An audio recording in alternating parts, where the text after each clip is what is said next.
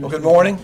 Welcome to a special edition of the Ag Market Network. We're coming to you today from the Mid-South Ag and Farm Show in Memphis, Tennessee. We are sponsored, as usual, by FiberMax and also Stoneville Seed. And we want to say a special thank you to our host here today, the Mid-South Farm and Gin Show, and a special thank you to Tim Price for all he's done to make this possible. The format for today will be led today by Dr. O.A. Cleveland, and then he'll be joined in by our cotton panel. As everyone knows, Dr. Cleveland is a professor emeritus from Mississippi State University and very well-known cotton marketing expert. He's joined by Gerald Nieper, who's the president of Calcott Cotton, also joined by Kip Butts, who's senior cotton analyst with Informa Economics. And after we have our discussion, we'll open it up for questions. We do have some questions that have come in, so let's start off, O.A., with your thoughts on the cotton market.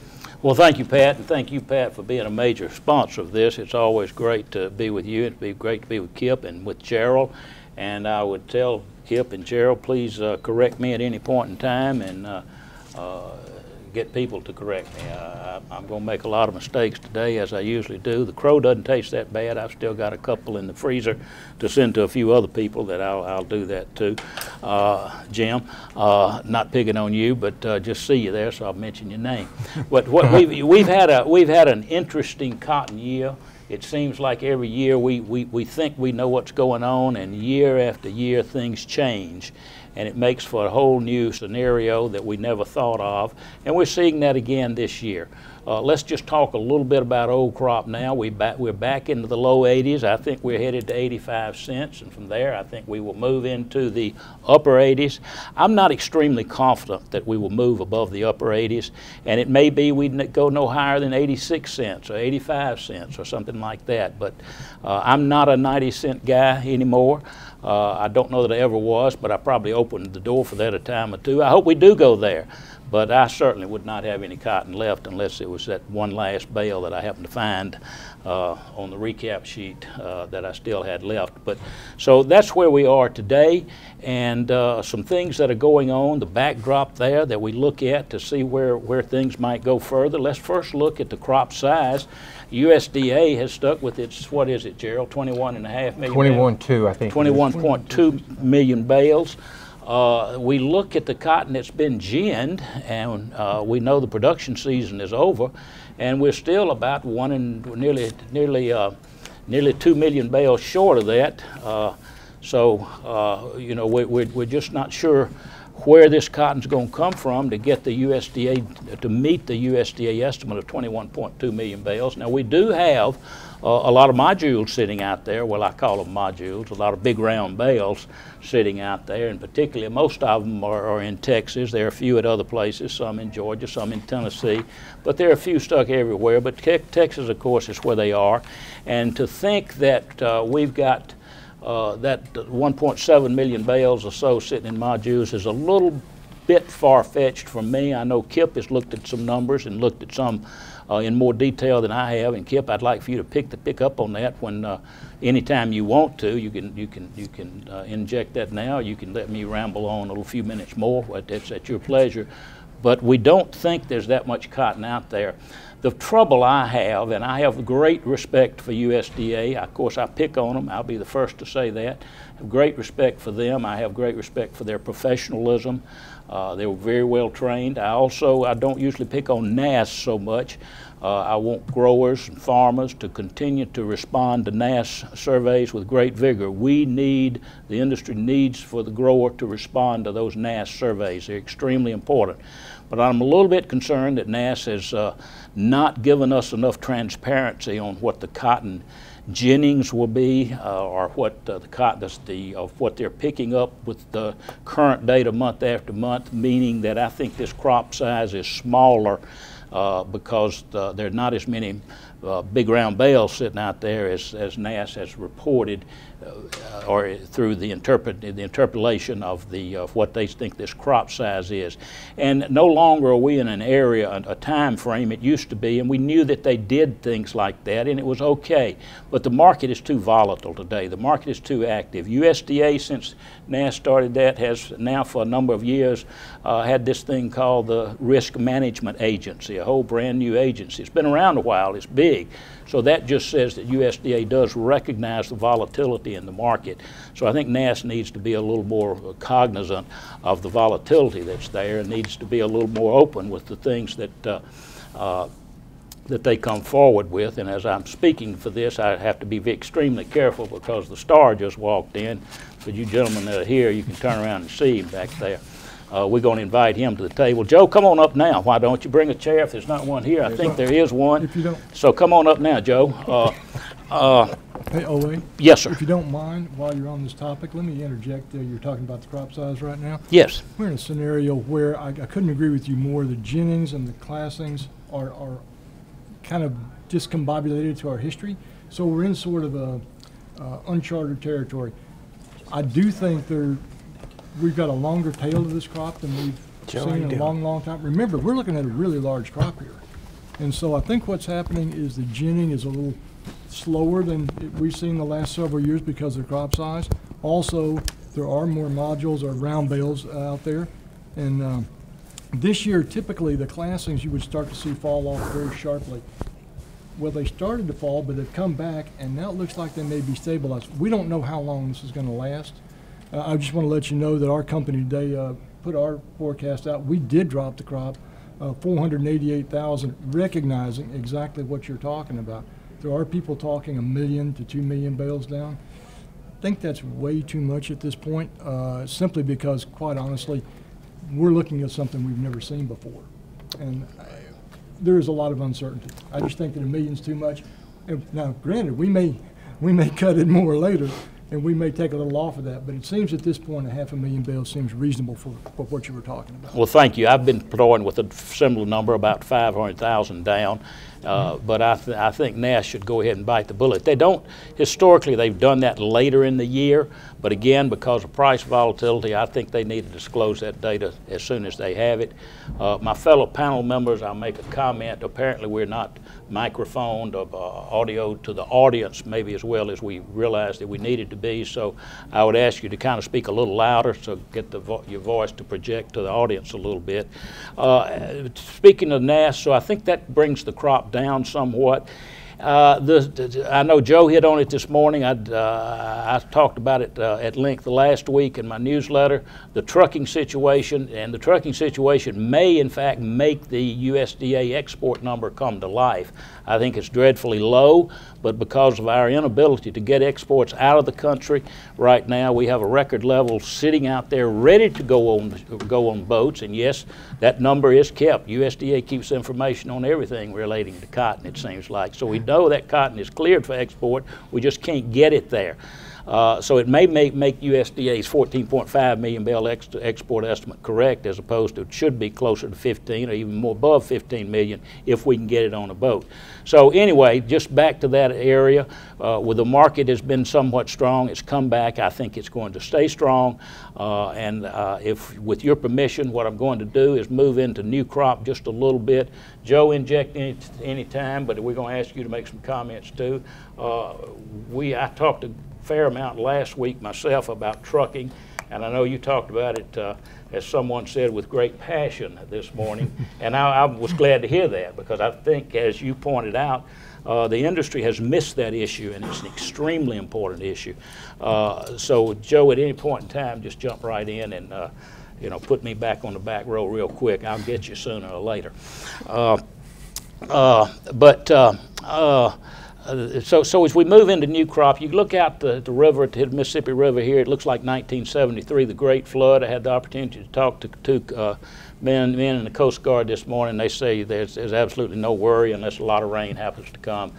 They got another 3 or 4 days, the river's coming up some more, and then it'll start subsiding, so we don't need any more rain up and down the Mississippi River basin, but if we get some, it could be a problem, but they're not concerned about it right now at all. So this acreage that we're looking at, the National Cotton Council is around 13.1. I know Gerald and Kip are looking at larger numbers, 300,000 or 400,000 bales more, acres more than that. So we could have a huge crop, but I think the Texas number, triple-digit days without moisture, but this is the dry season for Texas. They're not supposed to have moisture right now.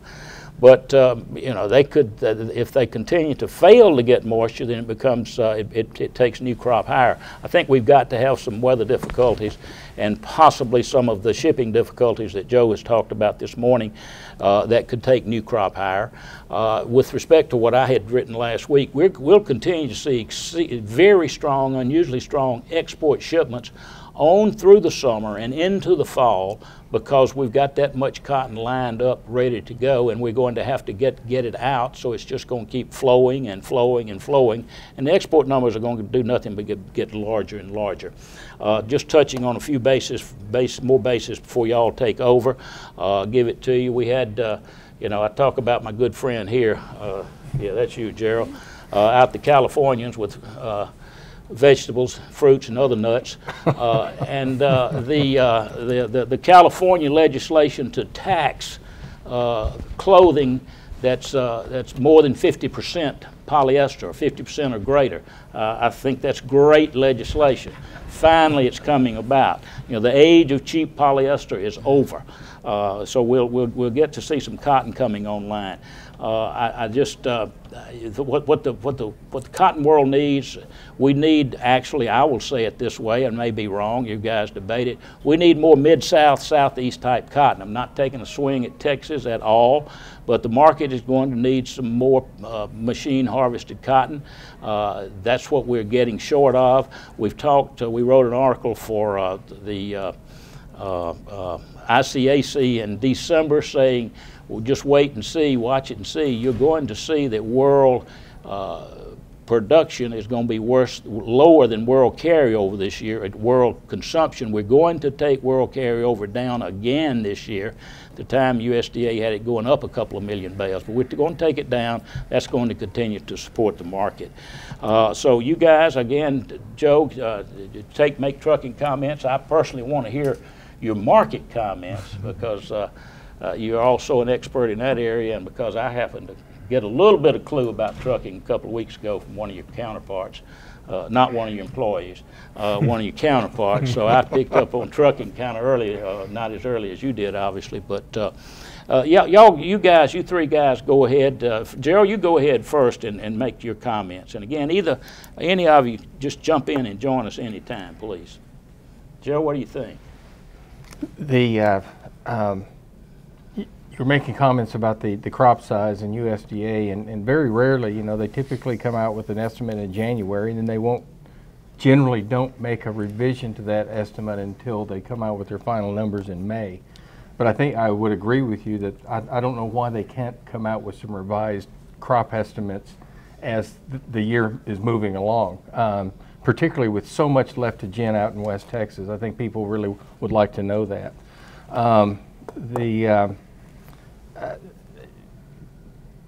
I'm not sure where to go from here, OA. You were sort of all over the place. So I'm not sure. Really? I'm not sure where to pick up from. The question Pat asked a lot, I'll ask it this way. Where are we going with new crop? What's going to happen? I have said that we had to have some new fundamentals come in to get us above 78 cents. Maybe the new fundamental is a trucking issue. Maybe the new fundamental is the moisture in Texas versus the lack of moisture in Texas. I think world consumption still goes higher, but what's the new? That's what has us at 77 cents, 78 cents, 76 cents. What's going to take us, what's going to have to happen to see new crop get above 76, 77 cents? Well, you know, we're above 77 right now. We threatened 78 the other day, got up to 77.50. I don't know what the high has been today, but I think it's going to make a run, try to make a run for 80 cents. I mean, as long as we can keep current crop into the mid to low 80s, I think December's got a chance to run up there close to 80 cents, particularly if it continues to stay dry in West Texas. Hot and dry in West Texas, you know, it doesn't matter how many acres get planted out there this next year. You know, if you don't have any rain, nothing's coming up anyway. So as long as you continue to stay dry in West Texas, there has been some moisture fallen. Most of the moisture has fallen, I guess, east of Lubbock so far, but you're going to need it on the high plains north of Lubbock and west of Lubbock to really make a big crop this next year. But you know, we've got until May. You know, typically West Texas doesn't see any big rains until what, the May time period, late May, early June. So I think that's but I do think that's what'll drag December up to close to 80 cents. Okay, we hear a lot about the drought there in West Texas, but I would say, and then in the rolling plains, but I would say at this stage it's not nearly as bad as it was in 2013. Kip, then I'll come to you, Joe. What do you see? What's it going to take to get the new crop to 78 cents to 80 cents, or can we do it? What will it take to do it? Well, you've touched on those, and I think a lot of the things you talked about is right. We're in a scenario where the weather will have a big impact on it. I think that's the major thing now. We've seen great demand for U.S. cotton, though. You know, there's a demand out there for U.S. cotton. I think if that continues, the rates we've seen now, that's going to provide underlying support to not only current crop but new crop as well. So I think and we've got the shipping to deal with and so on. But I think right now it's a weather factor. We're looking at a little larger area than many others are for the. Actually, we're just about 100,000 bale area. Excuse me, 100,000 acres above USDA's number at the forum. That number is it's up to a lot of change. We could actually, with continued dry weather in Texas, increase the area simply because if we don't get the rains, we might actually get folks to plant for insurance. We've seen that a couple of times before. It's not huge. We're not going to get 1 million acres addition, but you know, we may get a little bit more in that to what we're thinking now, just for that very reason. Okay, Joe, I'm going to ask you to do that, make those same comments of comparison. But before you do, did I interrupt? Excuse me. No. Okay. What I was going to say is when we do go to Joe, I know that when I ask him to come down here, he's got a kind of a full slate, and I'd like for Joe, if you've got, rather than just go topic by topic, if you don't mind, to look more like a guest speaker and just and provide us with your insights. Thank you. Okay, I'm going to ask you to do one thing as you do that. You're a merchant. Of course, that makes you a bad guy with growers. I'm a grower. Of course, that makes you a bad guy with me. So you know, we've got this mix in the industry, and Joe is. I say that what I said was very jokingly, but your comments, as I understand them, I want to say I agree with you. We've got to do something to get the cotton out of the warehouses. Now, understand the warehouse gets revenue. Growers own warehouses. Growers get more revenue by holding that cotton in the warehouse. But folks, it's a two-edged sword. If the longer we keep that cotton in the warehouse, denying it to the market, that's giving another country the incentive to increase their acreage next year, to increase something, to increase their production, causes us long-term to lose markets. So we've got to find that mix to get the cotton out of the warehouse. Joe, take off, please. Well, thanks. It's nice to be with our roundtable New York guys here for a little bit. It's a little strange to be here in Memphis as opposed to New York, but always a pleasure to be with you. You asked the question, I think, just a little bit, what's it going to take to get to 78 cents or whatever? I'm going to say it's going to take about 2 weeks. So that's my answer. And if you wanted to, you're asking about the changing from the report. The government has actually moved the Jennings report data up, so they do have the flexibility now, I think, to change the crop come this report, should they so choose to. Where you were right before, they used to wait till the final Jennings number came out in May before they make that provision. But I think last year even they made the change where it was. So I think there's the possibility that they'll be able to do that. You know, when I look at the cotton industry and where we are today, we have some really big challenges. You know, we just spoke for an hour in the other room and talked about one of those challenges, which is our ability to ship the cotton. And as I said there, even though you jokingly said, well, one's a producer, one's a merchant, you know, someone else is there, but we're all in this together. That's right. You know, we are your sales force. We are your marketing team. We are your customer service. And it doesn't do any good for you to grow it if we can't sell it, and it doesn't do us any good to sell it if we can't ship it. So we have got to get rid of this bottleneck.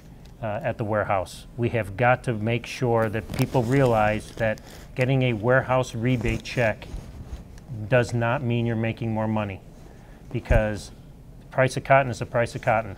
And so the more charges there, the more deductions you are getting. You're just not seeing it. And when your warehouse is 100 days behind, we deduct you from months of storage when we give you a bid. That's just the bottom line to how it goes. You're not getting any more money. You're just swapping it out of one pocket to another.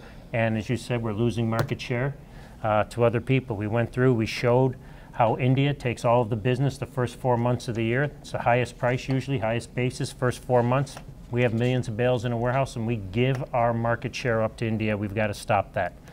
The time has come when the growth going forward, talked about USDA's 10-year projections, got world exports going from 38 million to 57 million, almost a 20 million bale increase in world exports. Somebody's going to get that. Someone's going to win that share of the pie. And it might as well be the United States. You know, we have the capacity to grow it. We just have to be willing to ship it, give our customers what we need. I know we talked a little bit about exports this year. Government feels the challenge of our inability to ship, cut our exports to 14.5. Personally, we think they're going to be well over 16, not 15. We think we're going over 16. And next year, we think we're going over 17. The demand is there. All we have to do is execute it. And if we miss that number, we actually think it's probably closer to 16.3 to 16.4, actually. If we miss it, it's going to be because we're shipping 400 to 500,000 bales a week come the end of July, early August, and it's just going to flow over. So we think if we miss it, it's just going to be a matter of the calendar, not a matter of the quantity of the bales, and it'll just push up next year's exports to go. As far as pricing goes, you know, grains have moved up quite a bit in the back of the drought in Argentina.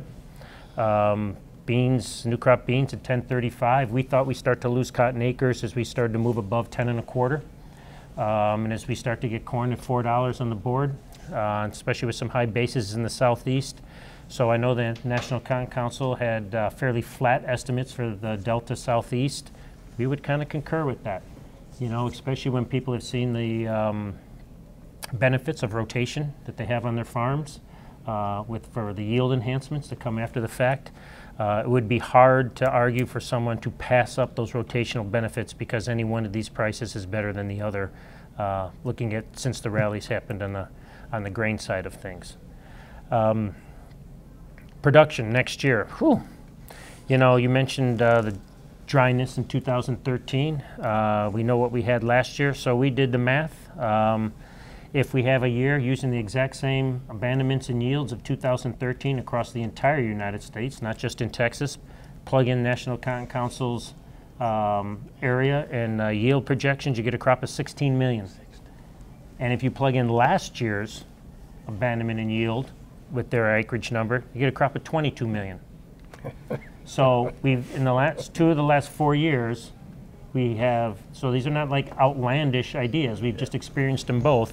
You have a crop difference of 6 million, which is only the difference of about 40 to 50 cents.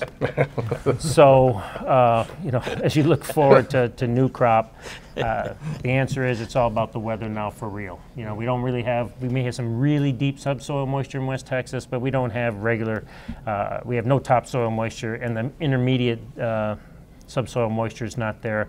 So I don't see how prices are going to go down much until it rains in West Texas. The risks are just too skewed to the upside that if we have problems there, and that doesn't matter, you know, we're not even mentioning if we still have continued problems of pink bollworm in India or Pakistan, or if we have a problem with the monsoon or other things that can take place. You know, it's a lot harder to finish the crop than it is to kill it at the beginning. So, which is typically why risks rise early in the year, why volatility rises early in the year, and I think we're in for some volatility. You know, not to mention what's going on with us around the world and in our country from day to day. But the production possibilities are so wide, I think the volatility is going to increase here going forward. You know, I agree with you to the extent that we got good insurance rates. We got a good program coming up in the Farm Bill that the National Cotton Council has been able to get pushed through from where it is. I think that's a huge benefit to the industry, but it doesn't mean you have to plant cotton. You know, we can move your base around and you'll get the benefits of that even if you're going through your normal rotations. So I'm really, you know, focused on our ability to try to export this crop and next year's crop. Sales are fantastic. I expect them to continue to be fantastic. Next year's fantastic. People want our cotton. We've got to control contamination. We've got to take care of that plastic problem that's there. It is becoming a problem in the industry. We're losing our status of being, non-contamination cotton that's around. They used to give us a benefit. Other countries are catching up. West Africa, Brazil, we used to have 6-cent premiums over them. Today they're at par with us. So we're in a battle, but it's a battle that I think we can win. If we can get this cotton moved, we can sell it. People want U.S. cotton. That's the good news. So I'm long-term optimistic about the demand base. I wish I was as optimistic about the forecast for rain. Yeah. Joe, what are your thoughts on old crop prices? I think old crop prices are going to foul our ability to ship this crop. We think that they carry out substantially below the 6 million that the government's there, and I think in reality the marketplace is telling you that, because if we really had a 6 million bale carry out, the marketplace wouldn't be at 82 cents, right? But we also have to deal with another phenomenon. We have 3.5 million bales of low mite cotton in West Texas, right? That's 3.5 million bales of non-deliverable, non-traditional grades that we have. Now, it's a double-edged sword, right? It means you have less of those traditional grades available. But we've also been able to make additional sales because we now have discounted cotton that we used to not be able to make. That now we can take that share that we used to lose to low-grade Indian or Pakistan cotton that would come out, or off grades from other parts of the world. We are able to sell some of the low mites and be competitive. So that's another reason why I'm pretty optimistic about our export pace and our ability to sell the cotton, because now we have a complete array of all different cottons, whether it be for spinning, open end, whether it be for weaving, other things that are there to provide all the customers of the world there. And we're going to have, in our carrot, we're going to have some low mite, but I think that's a positive thing, because that means our ability to continue to service all the customers as we go through the fall and early winter. We're going to have a full array of bales to go out. So when it comes to old crop, I think it's all about our shipment pace. Joe, you mentioned that you were about 16 million for the current crop for exports. USDA is at 14.5. Our company's about a million more. You're a million more than we are. What is it that you see out there that is going to be able to help us get this through this trucking problem, which is primary combination warehouse and trucking? Do you see something out there? Most people are not seeing it as optimistically as you are. Yeah. I don't have very good insight into the trucking side of the solution. I know that they're trying to look potentially at some waivers for agricultural products to try to ease it in the short term that are there. I think people are getting a little bit creative on some of their routing and the ability to get the cotton moved. But a lot more cotton's moving than you think. Okay. There's another problem that's existing in the world today, that people are behind on documentation. We're long getting bill of ladings. There are other things that are there. There's cotton moving. And I think the system is just about at the point where it's going to start to catch up, and we're going to start to see things to improve. Okay. It's going to be a challenge because it's going to continue to go forward, but I'm hopeful. So you're saying that USDA hasn't captured correctly all the stuff that's been shipped, or I think companies haven't been able to report it accurately because this disarray in the...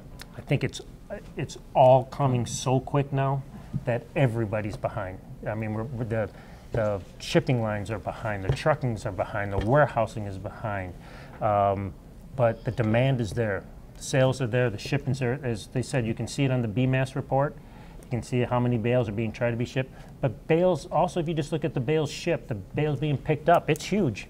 Those bales are moving somewhere. They got picked up. They're moving. Yeah, I noticed that in the last report. I think it's 460,000 bales were picked up, Yeah. and it didn't show up on the export sales report. So, we got 150,000 sloshing around there somewhere. that we can't- I know, for example, this week we shipped twice as much as we shipped last week to where things are. And the projections going forward are big going forward as well. Now, I'm sure we're going to have problems, or we're going to miss dates, pick up things, and that's a problem we're going to have to deal with. But it's coming. Thank you. Any other comments about anything? I've got some questions. These come from farmers, and here's one. Anyone can answer this question. Trade sanctions. In the news lately, we have talk of possible trade sanctions against China for steel and aluminum dumping. And that brings to mind the question of any retaliation against the U.S., and one way could possibly be with ag exports. Any thoughts on that, Joe? Anyone? Possible. You know, we don't want to see that. I would hope that agriculture will be able to be kept on the outside to where things are. But at the end of the day, you know, you got to be a little bit careful using food yourself to deny yourself food as a weapon. Now, cotton may be a little bit different, but look, China's going to use cotton. And if they want to buy less of ours and buy more Australian, buy more Indian, buy more Brazilian, they can. But then those countries have less to ship to someone else. So it's a zero-sum game. So we'll increase our exports to other places if they don't want it. So China's a very good customer of ours, you know, and I think they're going to become even a bigger customer of ours as they whittle down their strategic reserve. They like our cotton. Our cotton spins well for them. It's the right qualities of things that there. So it's a very good relationship that we have on the commercial side, so to speak. I hope the political side doesn't get into the way for cotton into China. But if it does, I think we're just going to rearrange the chairs on the Titanic, so to speak. Right. I want to cover something you did. I think you're 100% right on that. If we get trade sanctions, all you do is change the trade pattern. Right. More is imported in Vietnam, and they import our bales then in the form of yarn. And so you do, like you say, you rearrange, I don't know about the Titanic, but you rearrange the deck chairs. but you do, in fact, change those flows. Those never really in history, these kind of trade things have never worked out the way they were supposed to politically. And so all you really do is change things around. It makes it more difficult to do business for a period of time, but then you rearrange things and it finally starts back. Right. So my thoughts on that. I think that was a good point. You know, Pat, we're talking about NAFTA and Mexico, and also Mexico says, well, they're not going to buy the grains from the U.S. that they've been buying. Well, as just Joe mentioned, it's a zero-sum game. Somebody's going to buy the grains, particularly. They're food. Somebody's going to buy it. If Mexico doesn't buy it and they buy from Brazil instead of us, we'll sell our grains somewhere, just as we'll sell our cotton. Well, OA, if a farmer asks you, what should I be doing for this next year as far as marketing my crop, what would you tell them? Well, as Joe said, wait 2 weeks and you'll be able to sell it for a higher price. There you go. Marketing my crop for this year's crop, you know, we're working on the high 80s, and I don't know from there. Listen to these export numbers, we get them up to, you know, I thought I was high earlier, and people were taking shots at me, and I'm tickled to death to see Joe even higher. So yeah, we're in a bull market. We're in a, let's call it this, we're in a demand market. And when we have demand, prices go higher. I don't know, Lord, you know, a year ago I thought 75 cents on this year would be out of sight, and I think we all did. We thought it'd be absolutely the highest, and here we are 13, 14, 15 cents higher than that. And the scenario that Joe very accurately, very pleasantly presented, you know, we could have a crop that's 22 million bales, we could have a crop, or 20 million bales, we could have a crop that's 6 million bales, 16 million bales on this new crop. And that's you know, that gives you a variation of, what, 80% in price, huge variation of what it could be. So, you know, here we are at 78 cents. Okay, we're in the upper 2/3 of the price range. There's nothing wrong with taking a little, making some selling at 78 cents. You get the May range, you get the Cinco de Mayo in South Texas, you get the Memorial Day rains in West Texas. Then we'll be talking about 70 cents, and who knows, we may be even down to 69 cents. But it's hard for me to get below 70 cents anyway, but probably even not that. Well, yeah, I can get below 70 cents if we get to all of a sudden end up with a 22 million bale crop. But the key that Joe mentioned is demand, demand, demand, demand. Thank you, Pat. All right, any other comments? Kip, you got anything you'd like to say? I mean, I would just be repeating the same thing we just heard. I do think demand's are really the factor that will keep the prices from going to what you would see in a traditional supply-demand sheet that says, okay, if you increase your ending stocks, prices automatically go down. But I will say, if we don't figure out a way to get this cotton out this year, I don't think prices are going to stay at these levels. We're going to go down. Prices will move lower if we can't get this cotton out. There seems to be some, now I don't follow yarn prices real closely. In fact, the only thing I really do is look at Kotluk's yarn index. But there seems to be a ceiling it keeps bumping up against. So, you know, I think that's going to keep prices from going a lot higher because there just doesn't seem to be any upward momentum on yarn prices. And Joe didn't say this. I'm not saying he said it. I inferred from what he said, and I think probably a lot of us did too. You know, we're talking about carryover today instead of USDA's 6.0 million bales. We're talking about carryover at 4 million bales or 3.6 million bales. Yeah, so that says a market is there. And I get the general feeling globally that cotton consumption has weathered the storm and that we're getting some traction again. Yes. And that's really good news. We've gotten traction in China. We're getting traction a little bit in some other places. I think we're getting a little bit more focus on the sustainability issue of cotton, as well as the ability for it to be more environmentally friendly than originally portrayed, especially in its biodegradableness that exists, and in fashion as well. So, and we've even seen finally a switch and a change on the weight of fabrics. They've been getting lighter and lighter and lighter, so as we've been making the same amount or more pieces of apparel, we're not adding actually poundage of usage, but that finally seems to have changed too, and it's slowly moved back. All these things are positive for cotton usage around the globe. And so we're almost back to trend line usage after 8 years of being below the line, and that's probably the best news of all. All right. Well, very good. I want to thank everyone. Thank you, Kip. Oh, wait, thanks for leading us today, and Gerald. And thanks to Joe for being our special guest. We want to also thank all of you, our viewers, and our sponsor. We are very appreciative of Certified FiberMax and look forward to continuing to offer you this service that we do from the Ag Market Network. And that's it. Thanks for being with us. Thank you, Pat. Thank you.